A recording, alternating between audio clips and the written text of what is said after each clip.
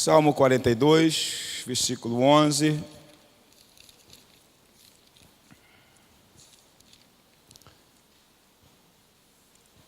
Você que costuma assistir nossas mensagens no YouTube, eu não estou falando das meditações diárias, não. Essas aí, mas que as meditações mais longas, quiser assistir a mensagem desta manhã, a continuação de domingo passado, sobre a ilha, né, onde o João, discípulo amado, com 95 anos, foi exilado por causa da sua fé em Jesus. Semana passada eu consegui pregar nem a metade, hoje eu fechei. Se alguém quiser gastar uns 50 minutos, tiver tempo para isso, também paciência, né? Assiste lá, porque vale a pena você ouvir.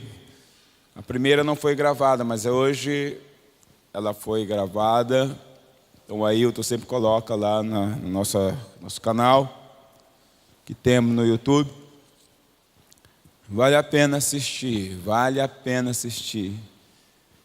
Foi uma bênção mais uma vez, ok? 42:11 diz: Por que estás abatida, ó minha alma? Por que te perturbas dentro de mim? Espera em Deus, pois ainda o louvarei.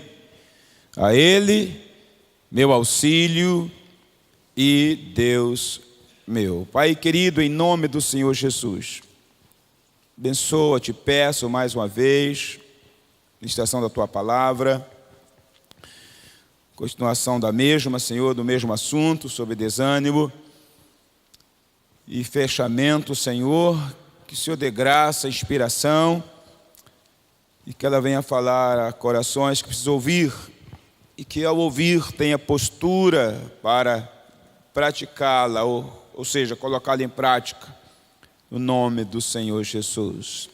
Amém. Deus seja louvado. Eu vou pregar uma segunda mensagem sobre quando vem o desânimo. Semana passada, domingo passado eu falei no Salmo 73. Já usei este salmo algumas vezes, mas o assunto ainda ficou palpitando no coração, querendo falar. Estava até pensando numa outra mensagem, mas esse assunto falou mais alto para continuar e fechar esta noite. Eu disse, como disse na introdução da semana passada, uma das fases mais difíceis na vida de um cristão. Eu falo de um cristão verdadeiro, e você vai entender por quê. É quando bate o desânimo em seu coração. É quando vem, esse desânimo, ele pode vir motivado por problemas, por lutas, por longa espera e tantas coisas. Pois o Provérbios vai dizer, né, que o desejo não cumprido, ele faz adoecer o coração. Eu penso que tem a ver com desânimo também. Mas quando ele é cumprido, é como se fosse árvore de vida. Mas ele pode acontecer sem que haja aparentemente algum motivo, alguma razão. Eu passei um certo período da minha vida, e eu posso falar isso com muita propriedade, porque eu vivi isso. E eu não vivi por um dia, 2, ou uma semana, ou um mês. Vivi talvez por uns 2 anos. Uma profunda luta espiritual. Mas antes disso eu passei por um desânimo também igualmente profundo. E ele não aconteceu por causa de pecado. Apesar da gente como cristão novo, né, a gente não deixa nunca de falhar em algum momento. Mas mesmo como cristão novo, eu creio que mantive de certa forma, dentro da possibilidade, até para a maturidade como cristão, dentro de uma integridade, dentro de um princípio que honrava a Deus. E eu vinha num momento muito cheio do Espírito, muita presença de Deus na minha vida, nos cultos.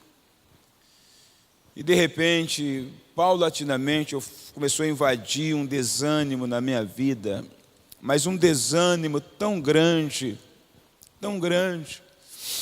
que quando chegava a hora dos cultos era uma grande luta para ir ao culto. E muitas vezes eu não ia. Não é que estivesse desviado, mas é que aquela luta entre ir e não ir, eu acabava perdendo a hora. E assim eu frequentava muito pouco a igreja. Mas eu não estava desviado, e você vai entender uma diferença quando isso vem sobre o cristão e o não cristão. Era um desânimo que tirava todas as minhas forças. Tive que lutar para vencer isso. Tive que lutar para não deixar que ele me algemasse completamente. Mas durou tempo. Durou tempo. Ler a Bíblia era um sacrifício e tantas coisas mais. Como eu disse, na maioria dos desânimos, tomam conta de pessoas, são motivadas por lutas que você cansa de lutar, de não ver solução. Você cansa, às vezes, usando o exemplo, orações por um relacionamento que nunca muda. Ao contrário, se deteriora a cada dia. Você cansa de tanta injustiça, tanta coisa, você perde força. Isso é o normal, um desemprego prolongado e as consequências disto, uma saúde que você luta e que parece não haver nenhum tipo de mudança. Isso é o normal, mas não necessariamente. Ele pode vir sem que você aparentemente tenha nada ou motivo para tal. Foi assim que aconteceu comigo nesse período. É um período muito ruim. Muito ruim. Este salmo, ele é uma canção triste, que mostra o lamento de alguém que está lutando contra seus sentimentos. É uma canção ao mesmo tempo importante, pois trata de algo muito atual para as nossas vidas, não é? Pois quem nunca se sentiu sem forças, tristes, desanimados, abatido, com a alma abatida, melhor dizendo, porque ele é comum a todos. Isso pode acontecer com quem é muito espiritual, ou seja, quem tem uma maturidade com Deus, como também com pessoas mais simples. Mas quem nunca passou por isso? Ou fase, ou dificuldade na vida de um cristão.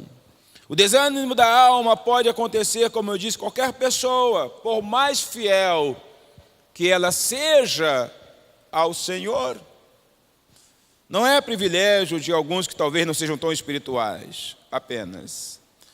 Mesmo que não sejamos mais deste mundo, mesmo que estejamos, mesmo que sejamos pessoas maduras, mas mesmo assim, muitas vezes, nós nos sentimos totalmente abatidos. É como aquela pessoa que começa a sentir fraqueza no corpo e ela vai ao médico, faz exame de sangue, aquela coisa toda, e descobre que ela está com anemia. Mas eu quero dizer para você, antes de você achar que todo desânimo é um problema espiritual, nem sempre é isso.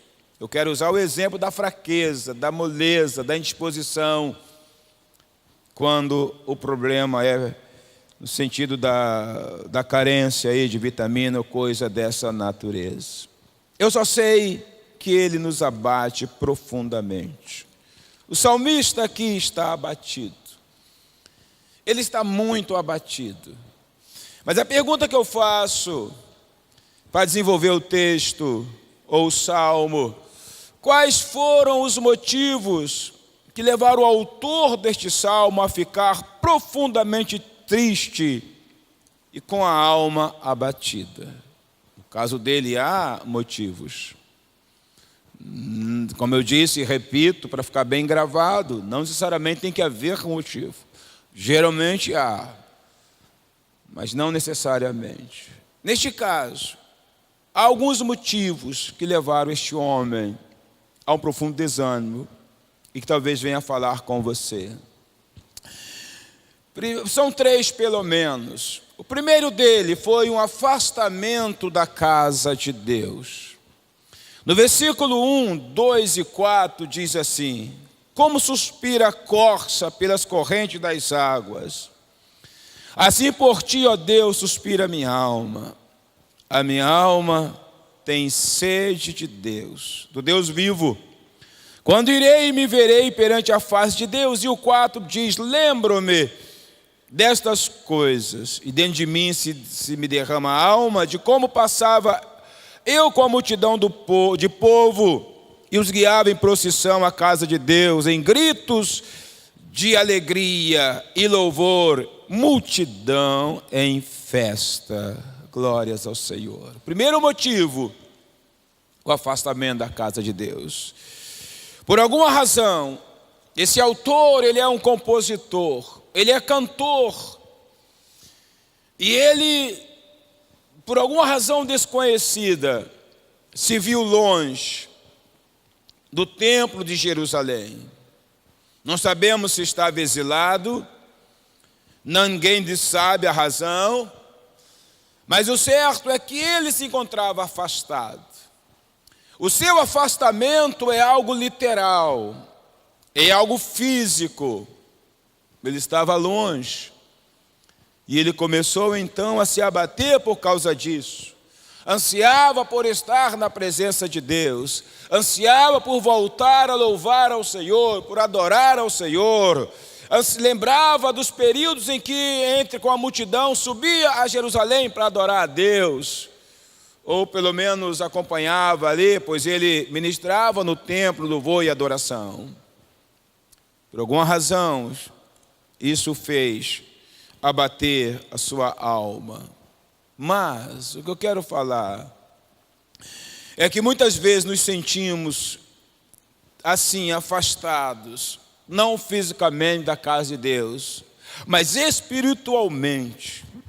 Muitas vezes, mesmo frequentando os cultos, as reuniões, as celebrações, os PGs, outras coisas mais, nos sentimos como se estivéssemos ausentes, distantes. Era isso que acontecia também comigo. Quando eu conseguia vir à casa de Deus, parecia que que aquele lugar eu era um peixe fora d'água. E eu louvava, eu cantava, ou pelo menos abria a boca. Eu via a palavra, tudo o que acontece num culto de estilo Nova Vida, mas eu entrava vazio e saía vazio. Nada alimentava a minha vida. Eu ansiava por ouvir algo de Deus, algo que mexesse comigo, algo que falasse: ei, eu estou contigo, eu estou aqui. Mas nada, silêncio e desânimo. Eu voltava como eu chegava. Quantas vezes, irmãos, pessoas passam por um período que, mesmo frequentando os cultos, se sentem como que estivessem afastadas, distantes da casa de Deus, longe da casa de Deus. E isso é um grande perigo, porque a gente começa a querer procurar alguma coisa que traga ânimo, que faça sentido. A gente começa a ir a lugares, eu não digo que seja errado, mas uma coisa eu sei, que uma coisa fundamental neste período e nesta fase foi a perseverança.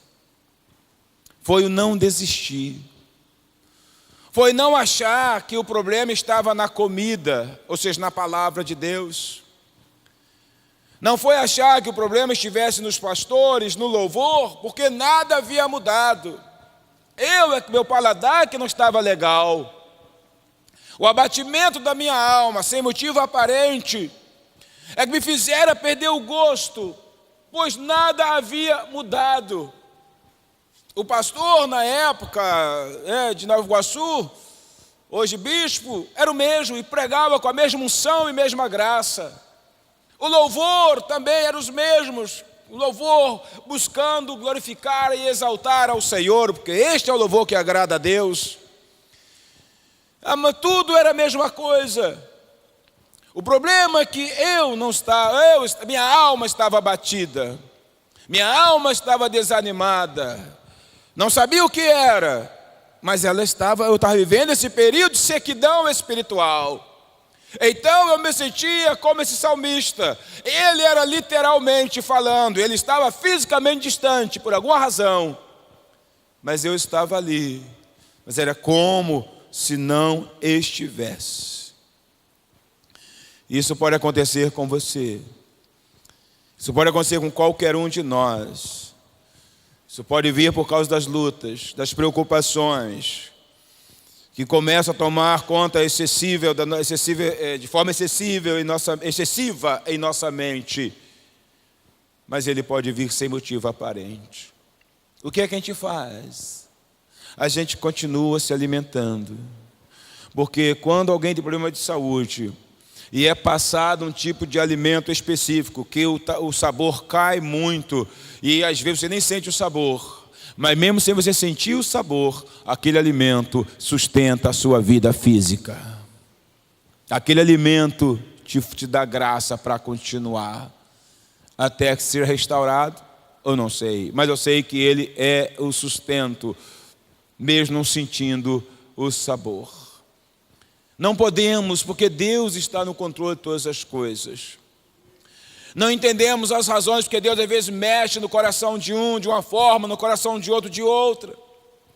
Repito mais uma vez para que fique bem claro, a maioria tem motivo no sentido às vezes de problemas, de lutas ou até talvez guardar pecado do coração, mas não necessariamente, quando vem o desânimo, é hora de nos firmarmos, de permanecermos aonde estamos, firmes, quietos, sendo mais frequentes ou não, mas permanecendo, confiando em Deus, porque isso passa, não sabemos como, quando, mas de alguma maneira, Deus começa a mudar isto em algum momento da nossa vida. O importante foi permanecer. Foi confiar que Deus estava dirigindo a minha vida. É confiar que Deus está guiando a tua vida. E não começar a achar que o alimento já não é o mesmo. Não começar a achar que a pregação está chata. Porque a pregação é a mesma. Concordo que há dias que ela é um pouco melhor, mas aí não depende muito do homem, mas a graça e a unção de Deus. É o nosso paladar espiritual, é o desânimo que veio, e Deus certamente está trabalhando neste desânimo, está trabalhando em nossa vida. Então temos que permanecer firmes, mesmo que nos sintamos afastados da casa de Deus, mesmo que o gosto talvez não seja como antes, pelo menos a forma que estamos recebendo ou que nos sentimos. Mas este alimento é o que te sustenta, é o que te fortalece. O segundo motivo que a gente descobre aqui na vida do salmista, esse aí é algo terrível. No versículo 10 está escrito assim, Versículo 10, 3 primeiro, depois o 10. 3. As minhas lágrimas têm sido meu alimento dia e noite, enquanto me dizem continuamente: teu Deus, onde está? No 10 diz a mesma coisa, não precisa ler. Teu Deus, onde está? Irmãos, essa é uma seta terrível que o inimigo usa para nos atingir quando passamos por vales, é questionar a nossa fé. Você não tem fé?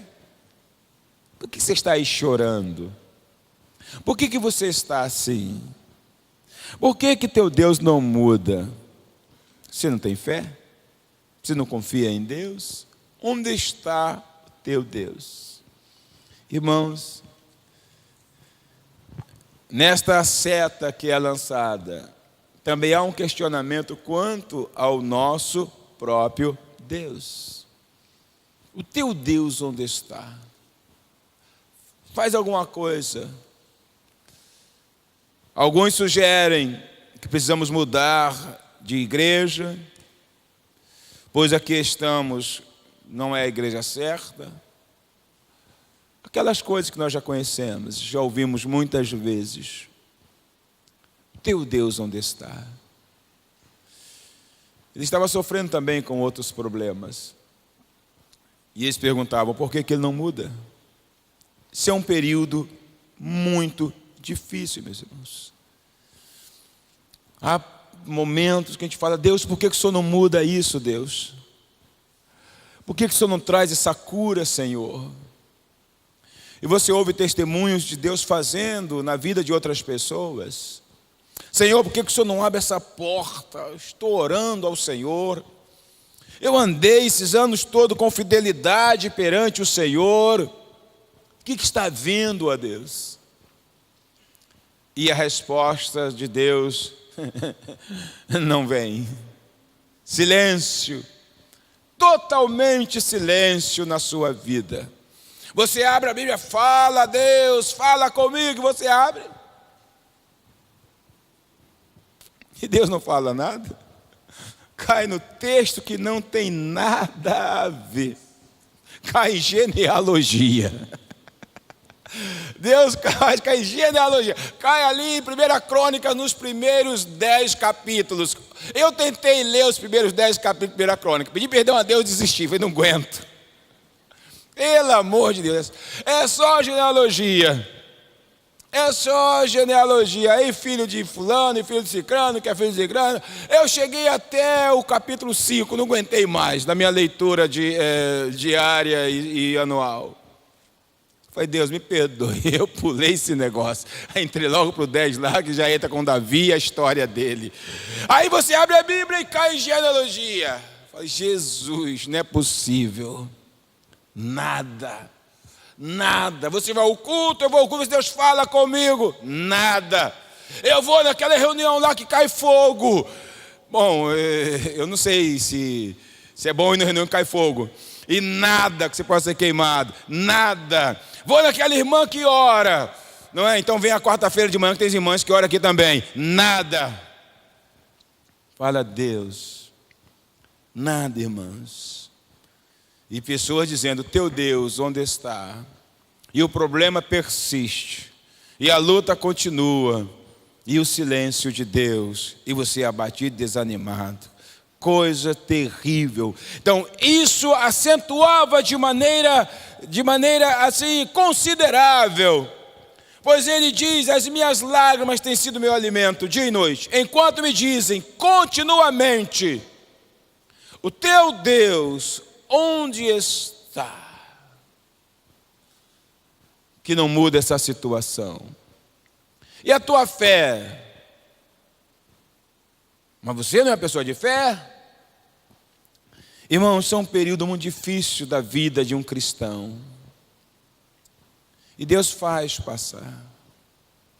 Grandes homens passaram por isso. Não pense que nós somos os únicos. Davi passou por isso. Eu creio que todos que Deus usou tiveram que passar por isso. Em algum momento da vida. Deus permite isso em nossas vidas. Terceiro motivo, irmãos, é que está no versículo 9. Tem a ver muito com o que estou falando, mas vamos melhorar um pouquinho. O versículo 9 diz, digo a Deus, minha rocha, por que te olvidaste de mim? E ele continua, por que hei de andar eu lamentando sob a opressão dos meus inimigos? Fique com a parte A do versículo. Por que te esqueceste de mim?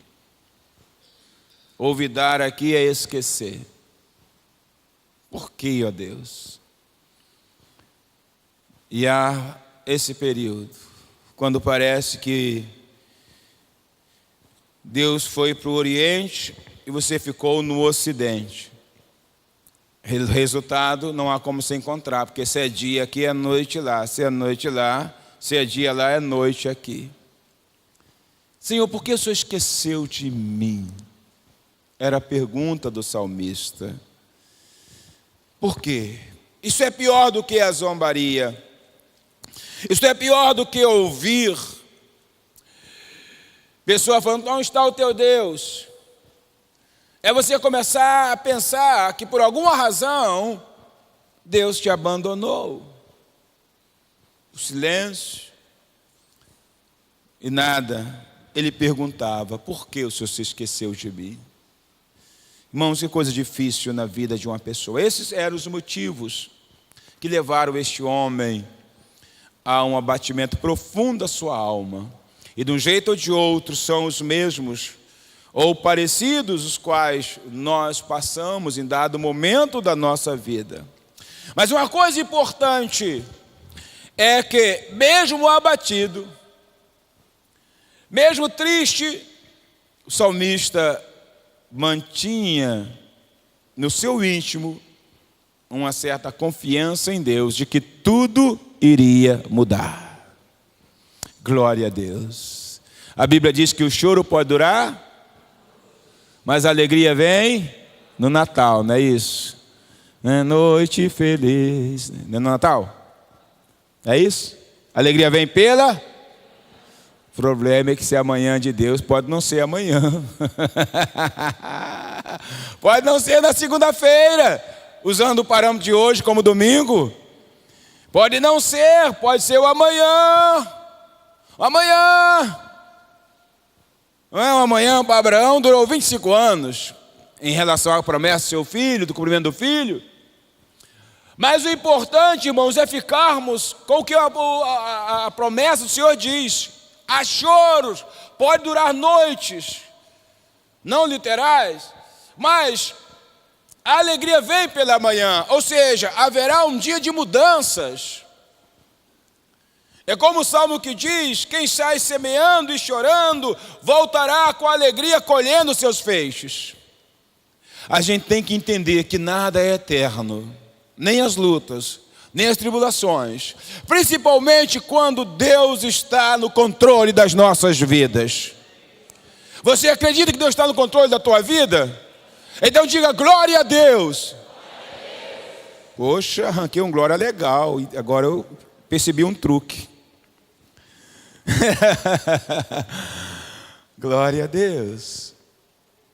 Ele mantém uma esperança, porque no versículo 5 ele vai dizer assim, olha o versículo 5. Ele diz, voltando aqui, por que estás abatida, ó minha alma? Por que te perturbas dentro de mim? Espera em Deus, pois ainda o louvarei a Ele, meu auxílio e Deus meu. Espera em Deus, aguarda, não abra mão do Senhor. Se ele estivesse exilado, então ele estava alimentando a esperança de que ele seria liberto. Alguma coisa iria acontecer. Espera em Deus. Irmãos, este é o conselho, espera em Deus. Aguarda no Senhor, permaneça firme, não busque solução, humanamente falando, permaneça confiando em teu Deus, permaneça no barco, permaneça na fé, permaneça fiel. Há períodos que a gente tem que andar realmente, irmãos, é pelo GPS espiritual, irmãos. Se você já teve experiência de ir para outro estado, ou mesmo dentro do seu estado, sem conhecer, você usa hoje o que a tecnologia lhe oferece. Você põe lá um GPS, hoje você tem o seu celular, você tem tudo que você não sabe, você vai ser guiado por ele. Então, meus irmãos, há período na nossa vida que a gente só precisa necessariamente permanecer. Permanecer. Eu não sei o que ele está fazendo na minha vida, mas eu sei que Ele está fazendo coisa boa, porque a sua vontade para mim, ela é boa, ela é perfeita, ela é agradável. Eu não sei por caminho que Ele vai me levar, eu nem conheço o caminho, mas Ele conhece o caminho. Ele conhece o caminho, e Ele sabe o que é necessário. Permaneça, não aceite a sugestão de uma solução boa, rápida, bonita, barata, errada e que leva à destruição. Permaneça firme. Se eu não sei qual decisão, qual caminho a decisão tomar, eu paro ou sigo em frente, porque eu não sei aonde eu vou entrar. E na vida espiritual há períodos que a gente anda, na verdade a gente anda sempre pela fé, mas é uma coisa andar pela fé quando estamos sentindo a direção de Deus, gozo de Deus, mover de Deus, resposta de Deus. Outra coisa é andar pela fé quando parece que estamos no meio do nada, sem referencial. Você sabe o que é você no meio do nada, sem referencial? Mas Deus sempre tem um anjo, alguma coisa que você não percebe, mas vai te guiar. Às vezes você até percebe, outras vezes não. E eu estou falando isso porque um dia eu soltei no centro de Salvador de carro, à noite. Eu nunca me vi tão desesperado, porque eu não sabia exatamente que direção tomar. Eu estava em Ilhéus. De Ilhéus, vamos a Salvador? Vamos. Vamos a Itapuã? Vamos. Bacana. Faz tempo já, nessas férias de anos, que esse ano ainda não fiz. Mas fomos de carro de Ilhéus, Salvador. Fomos pegar o ferry boat. É ferry boat que eles falam, acho que é isso. Na realidade, é uma barca que atravessa os carros. Você pega isso em uma cidade chamada Bom Despacho, para atravessar a Baía de Todos os Santos. É muito poder, né, irmãos? Rapaz, tem 3, e nesse dia tinha um quebrado. Eu entrei na fila meio-dia. O carro foi entrar no barco 7 da noite. Olha a tribulação, irmão. E eu estava em Bom Despacho e atravessar a Baía de Todos os Santos. Aí estava ruim o negócio. Olha a tribulação, meu irmão. Jesus. 7 da noite aqui o Meriva aí, que está usado, surrado. Apanha tanto, meu Deus, de tanto rodar. Mas ele estava quase 0 na época. A barca leva uns 40 minutos para atravessar a Baía de Todos os Santos para saltar em Salvador. Saltamos lá às 8 da noite, ou mais um pouquinho. E agora? Você olha para o lado, nada. Para o outro, fala, meu Deus, eu estou perdido. Como é que eu chego em Itapuã? E naquela época eu ainda não era moderno, não tinha GPS. Mas agora estou mais moderno um pouquinho. Assim mesmo é o da Mariane, o celular dela. Meu Deus. Mas como Deus é bom. Você tem que ver a mão de Deus em cada situação da sua vida. Às vezes Deus não vai te mostrar todo o caminho, mas Ele vai te dar sinais. Porque mesmo no silêncio, como eu falei esta manhã, mesmo o objetivo de Apocalipse é o consolo, o conforto, mesmo nas lutas não vai evitar, mas em algum momento vai te dar consolo. Lá no barco eu tinha conhecido um taxista, que a gente...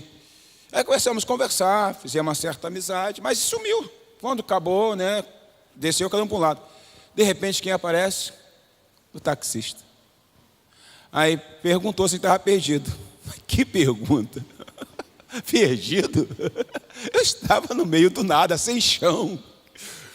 E falando para onde ele nos levou até onde a gente podia chegar, com mais 2 ou 3 informações. O homem sumiu, mas apareceu do nada. Deus providenciou um anjo. Mas você não vai... Você perceber, é um outro assunto que Deus fez. Voltando, tinha que pegar o ferry boat. Peguei o mesmo ferry boat, mas dessa vez não deu problema não. Na volta, depois da nossa passagem lá, ele tinha que embarcar nele até 4 da tarde. E agora que eu estou retornando, não sei para que lado fica esse tal de ferry boat. E eu estou andando, né, sei lá, de repente, passa um taxista. Sabe o que a Jane faz? Ei, irmão, onde fica o ferry-boat? O moço, me segue, me segue. Aí nós seguimos. E quando chegou perto, ele fez assim, ó. A Jane gritou: moço, é um anjo enviado por Deus. Ele ficou olhando assim, deve ter olhado para ele. Porque Deus providenciou tanto a pessoa para me levar até, ou pelo menos me colocar na direção de onde eu precisava chegar, como usou de volta. Somente Deus providencia essas coisas, que se você não ver a mão de Deus, então a fé não faz muito sentido em certas horas. E nós chegamos a tempo, porque Deus providenciou um anjo, tanto para nos guiar até Itapuã, quando na volta, perdidão, nos guiar até a estação de embarque, para atravessar, para voltar a bom despacho. Deus está cuidando de nós. Diga ao seu vizinho: Deus cuida dos seus servos nos mínimos detalhes. Preste atenção nos sinais de Deus. Os mínimos detalhes. Meus irmãos, a gente quer buscar o extraordinário de Deus. Esquecemos do ordinário. Esquecemos desse Deus maravilhoso, que não nos perde de vista. O salmista estava no deserto, mas Deus estava de olho nele. Não nos perde de vista. Não perde seus servos. E ele mantinha essa esperança de que ele iria ainda ver aquela situação transformada. Então ele pergunta: por que estás abatido, ó minha alma? Espera em Deus. Irmãos, espera no Senhor. Por mais que a situação seja difícil, por mais que o chão saiu dos seus pés, porque você não entende, porque você está passando um momento sem referencial. Parece que Deus te deixou sozinho. O que você faz? Espera em Deus.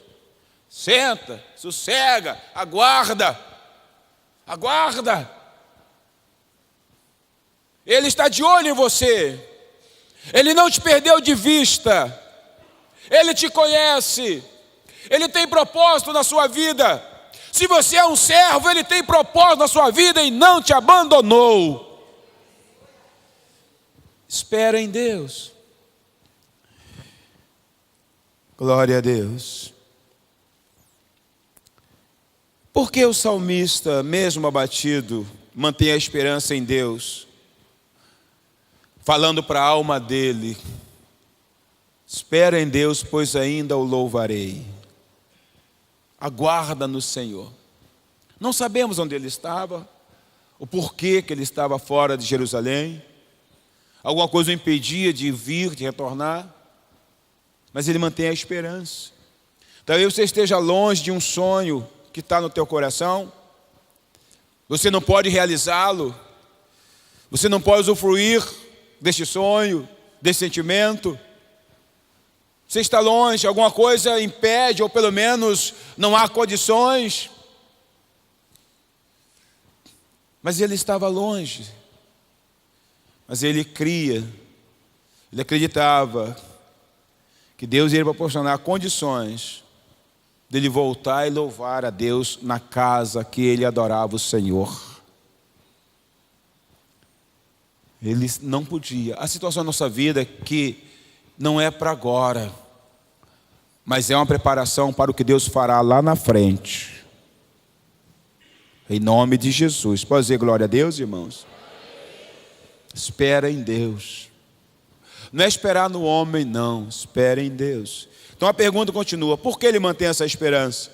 Estando exilado, pelo menos exilado aqui eu não coloco literalmente, mas é certo que ele estava longe e impedido de adorador, participando do grupo de louvor da casa do Senhor, aqueles que ele era filho de Corá.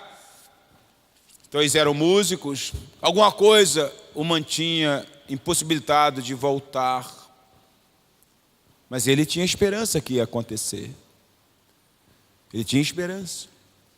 Veja bem, Por que ele mantinha essa esperança? É a pergunta. Não perca essa pergunta, que ela é importante. Essa confiança. Por quê? Todos estamos sujeitos ao desânimo, já falei, ao abatimento. Mas a diferença é que o cristão nascido de novo, ele persevera, ele permanece, ele persiste. Pois lá no íntimo, ele crê que mais cedo ou mais tarde haverá mudanças. Pois lá no íntimo, além disso, o Espírito Santo mantém acesa a chama, mesmo que no momento seja apenas uma lamparina, mas o Espírito Santo não deixa você perder as esperanças. É uma coisa maravilhosa que Deus faz com o nascido de novo. O Espírito Santo opera com que você quer abrir mão, mas uma coisa diz: não, continua, permaneça, você ainda vai alcançar, acredite. No caso dele, eu ainda o louvarei. Ele persevera, ele permanece, ele é impulsionado, uma vozinha lá interior. Essa vozinha não é seu pensamento, porque no cristão nascido de novo habita o Espírito de Deus. Lá no íntimo ele fica te dando esperança. E quando você parece que vai chutar do balde, numa linguagem bem coloquial, né? Na nossa linguagem bem coloquial, você quer jogar tudo para o alto, você quer desistir, e de repente lá no íntimo fala: não. Ele te mantém. Talvez a contra-gotas, mas ele te mantém. Por isso havia esperança no coração dele, há esperança no cristão. Agora, quando aquela pessoa que está na igreja, mas não é nascida de novo, quando ela passa pelo desânimo, quando vem o desânimo, as lutas, sabe o que ela faz? Na linguagem do pastor Gonçalves, mete o pé, vaza, vira as costas, vai embora e nunca mais você vê a pessoa. Ela vira as costas para Deus. Porque ela não é nascida de novo. O que é nascido de novo, Deus se responsabiliza. Ele talvez não vá apagar o azeite, não vai jorrar com abundância, se posso falar de forma espiritual. Mas ele vai deixar aquela linhazinha lá na sua vida. É aquela que vai manter a sua lamparina, uma luz meia fraca, mas acesa. A lâmpada da esperança do cristão não se apaga, do cristão verdadeiro. A coisa é difícil, você se sente em prisão, o que você almeja, deseja, ou seja lá o que for, parece impossível. Mas ele diz: espera em Deus, pois ainda o louvarei. Ainda o louvarei. Paulo fala sobre essas coisas. Se você quiser como referência anotar, 2 Coríntios 4, 7 a 9 e depois 16 a 18. Não vou ler, mas a título de referência para quem está anotando pequeno grupo, isso dá um bom reforço ao texto. Glória a Deus. Olha como ele termina o versículo 11. Parece com o versículo 5, mas ele termina, repete essa esperança para a vida dele. No versículo 11, voltando ao versículo que iniciamos a leitura, ele repete: por que estás abatido a minha alma? Por que te perturbas dentro de mim? Acalma, sossega, descansa. Espera em Deus, pois ainda o louvarei. E ele aqui vai dizer, acrescentar algumas coisas. A ele, meu auxílio e Deus meu. A ele, meu auxílio e Deus meu. Ele repete tudo, versículo 11. Você percebe que o salmista está se acalmando, ele está se lembrando, mas Deus está operando na vida dele. A esperança, então, aquela ansiedade vai dando lugar a uma calma, ele começa a pensar. Então ele reflete e ele pergunta para si mesmo: você tem motivo para estar dessa forma? Para estar tão abatida, ó minha alma? É um diálogo que ele trava. Ele está se acalmando. Deus começou a avivar sua esperança, sua fé. Então ele pergunta: por que você está abatido, ó minha alma? Há motivos para isso? Uma pergunta real, irmãos, e bacana. Por que ele termina assim, perguntando para si mesmo: por que estás abatido, ó minha alma? Espera em Deus. Qual a razão? Eu já disse uma. O Espírito Santo alimenta a nossa fé, esperança e confiança. Ele cria que Deus iria proporcionar um retorno onde ele pudesse adorar a Deus no templo. Mas há uma outra resposta interessante, uma segunda também. A segunda resposta é porque não era a primeira vez que ele enfrentava dificuldades. E em todas as vezes as quais ele enfrentou, Deus nunca o havia desamparado. Quantas vezes você já enfrentou dificuldade na sua vida? Quantas vezes você chegou à beira do desânimo? Quantos anos tem de cristão? Eu já estou para mais de 30, não parece não. Sou bem novinho ainda. Estou para mais de 30 anos de vida cristã. Me converti aí aos 15. Conversa, foi um pouco mais do que isso. Quantas vezes Deus te abandonou? Então ele começa a pensar: mas eu já enfrentei tanta dificuldade, talvez até pior do que a que estou enfrentando, dando asas à imaginação e colocando palavras na boca dele, pensando como ele. E Deus nunca me abandonou. Já tive situações piores. Deus já me livrou de tantas coisas. Já passei por tantas dificuldades. Ele não vai me abandonar. Deus sempre o havia amparado. Deus sempre se fora fiel, se mostrou fiel para com ele. Então ele diz: confia, espera nele. Ele vai mudar, vai mais uma que ele vai mudar. Portanto, irmão, Deus é fiel. E às vezes a gente acha que esse problema que estamos enfrentando, esse esfriamento, esse abatimento da alma, por motivo sem, parece que é o primeiro e único ou o último problema, ou o único problema. Quando na realidade esquece que já passamos por muitas dificuldades. Alguns já passaram por outros desempregos, outras faltas. E você passou. Porque o teu Deus nunca te desamparou. E Ele nunca vai te desamparar. Nunca. Já viu Deus desamparar o servo fiel? Nunca. Então, irmãos, ele pergunta: por que você está abatida assim, minha alma? O que está havendo com você? Se Deus te socorreu outras vezes, Ele o fará novamente. Por isso ele reafirma: eu ainda o louvarei. Irmãos, Deus não abandona aqueles que são fiéis. Por isso, ainda que você esteja passando uma fase difícil, espere em Deus, espere com fé, espere com confiança, mas espere, pois tudo isso é uma questão de tempo. Ah, pastor, mas está demorando muito. Posso te garantir que na visão de Deus não está, não.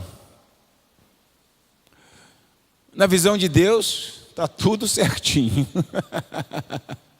Para nós, Deus, como está demorando?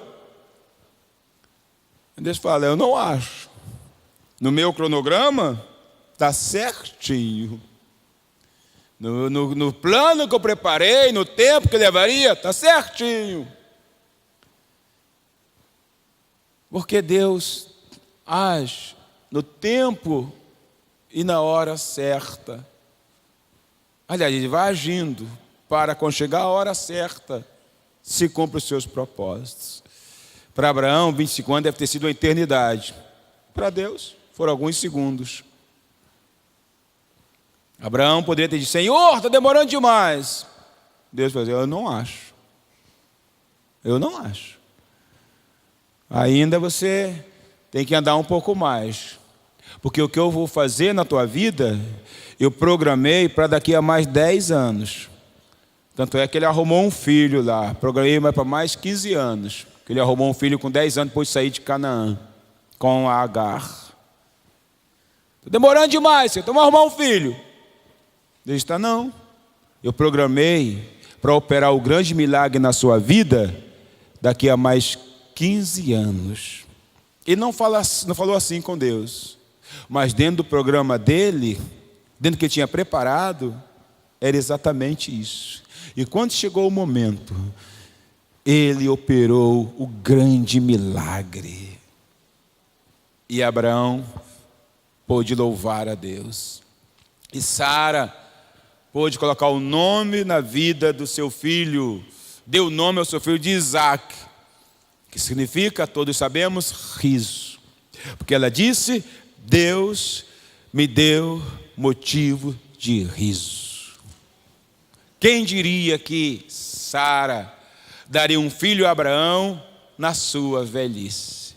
E eu sempre costumo dizer, quando abordo este assunto, em qualquer época que o plano de Deus cumprir, nós nos sentiremos totalmente realizados. Amém ou não amém? Glória a Deus! Diga ao seu vizinho: em qualquer época em que a vontade de Deus se cumprir na nossa vida, nos sentiremos plenamente realizados.